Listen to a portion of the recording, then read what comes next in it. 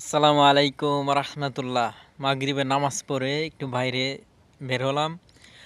মাশাল্লাহ, কত সুন্দর একটা ভিউ! দেখেন আকাশের কালারটা, নীল কালার, হলুদ কালার, নিচে দেখা যাচ্ছে লাল কালার। আর দেখেন কত সুন্দর একটা আকাশের তারা, এর মাঝে আবার গরম গরম একটা চা খাচ্ছি। খুবই সুন্দর দেখেন আকাশের চাঁদ, এদিকে লাইটিং, আকাশের যে কালারটা দেখেন কত সুন্দর। মাশাল্লাহ মাশাল্লাহ, খুবই সুন্দর একটা ভিউ।